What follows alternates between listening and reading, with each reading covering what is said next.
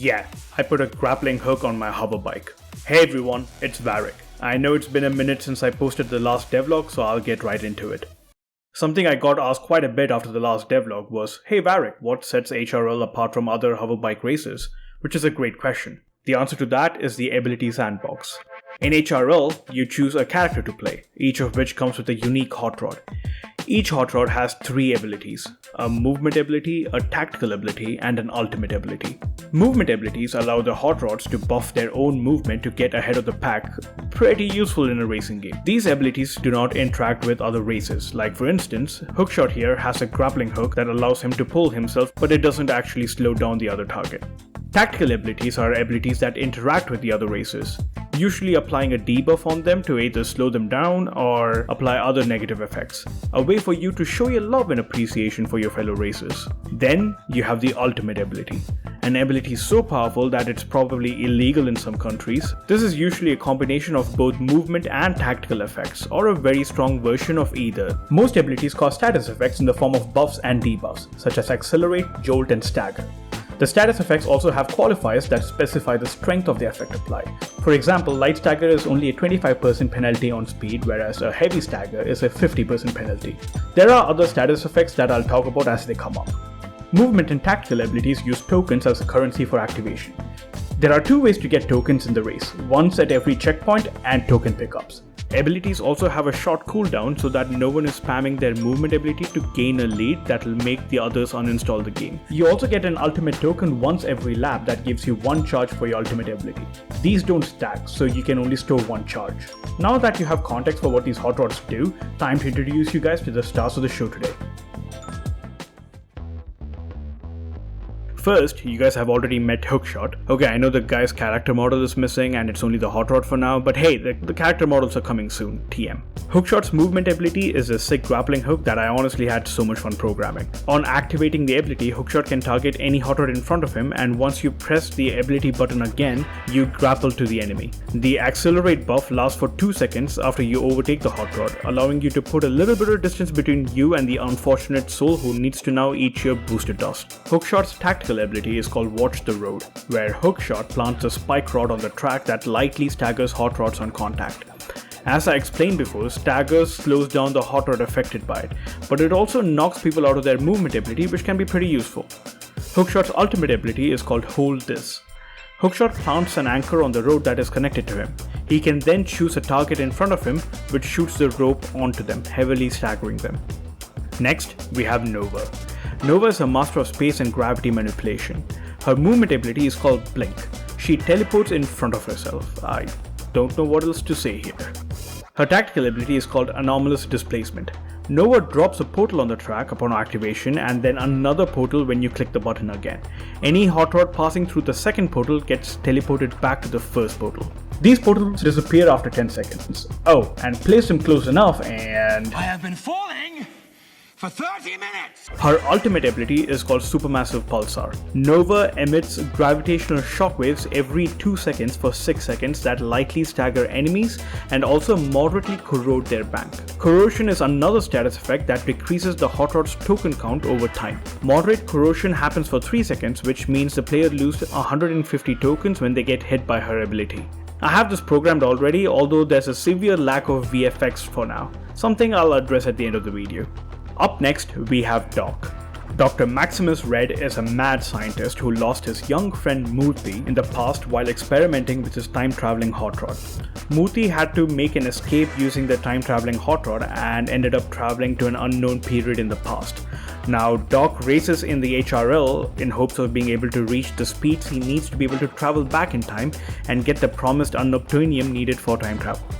This is a completely original story, don't fact check that. This has nothing to do with anything else that you think the story is similar to. His movement ability is called Overdrive. Once Overdrive is activated, Doc gains light acceleration for a brief period of time, after which he gets a skill check on his screen. If the player inputs the movement button right when the dial is over the green section, Doc extends the duration of this buff by 2 seconds. Doc gets to do this twice per activation. Doc's tactical ability is called Brilliant Flash, which applies the blind status effect on all hot rods in a range around Doc. Doc's ultimate ability is something that I personally think is super cool. The ultimate ability is called localized time dilation, where Doc drops a bubble behind him that slows down time for racers passing through it. This was surprisingly simple to program, but man does it look cool. Oh, and I got a bit of temporary VFX for this one. Finally, we have Behemoth, the son of the mastermind behind HRL. Rajkiran is a hot-headed guy who has some anger issues. Don't tell him I said that. His entire ability kit reflects his personality in that sense. Behemoth's movement ability is called Shield Rush. Raj heavily jolts forward, dashing to his location while also having the Invincibility status effect. Invincibility protects Behemoth from all status effects except for Blind. This means no stagger effects can stop this juggernaut from charging forward. Behemoth's tactical ability is called Get Back MF, where he creates a powerful shockwave that moderately staggers racers around him. A simple ability but pretty effective. His ultimate is called Colossal Rush, where Behemoth gains light acceleration and any hot rod he collides into is heavily staggered. Think of the star from Mario Kart but with anger issues. For now, this is all I have, but I have planned out 6 more hot rods to be programmed in the future, so look forward to that in the next devlog. Now for the map I'm currently working on. The track in the previous devlog was just a test track for me to test the driving physics of the game and not something that will end up in the release. I started working on the first real map of the game. Welcome to Montero, a planet out in the Dyson system where the HRL racers are raiding the scientific facility owned by Gen Biotech. I want to do something a little different with the way the race functions, so here's how it works in HRL. Every map has 3 laps and completing them gives access to an exit lap. An exit lap is a separate route on the map solely for this phase of the race that leads away from the main loop. Exit laps allow me to design a grounder closing to the race which is way more hype. Every racing game I've played so far ends the race the same way every lap ends, and I think we can create a little bit more hype than that. I'm not done with this track, but hey, here's what I've completed.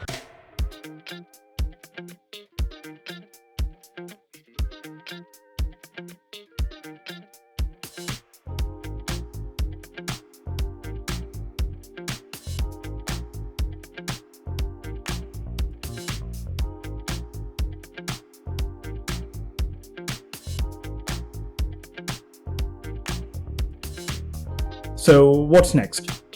Like I mentioned before, I'll be working on the remaining hot rods. I think the ability sandbox is what is really going to set my game apart, and focusing on that makes sense to me. I also want to start working on designing a perk system. Players will be able to level up their characters to unlock different vehicle parts and perks that will allow them to customize the way their hot rod plays. I wanted to include that in this devlog, but I recently moved countries, so I wasn't able to get anything meaningful done on that front. Having said that, I was only planning for 2 hot rods for this devlog, so I'm very happy I got to make 4. My biggest bottleneck in the development process so far is art. See, I'm a programmer, and I'm very confident that I'll be able to handle the programming section of this game, but being the kind of person who has been drawing a sunrise between a mountain with a hut next to a river for 16 years, and not well, I really struggle with being able to create the art necessary to realize my vision for the game.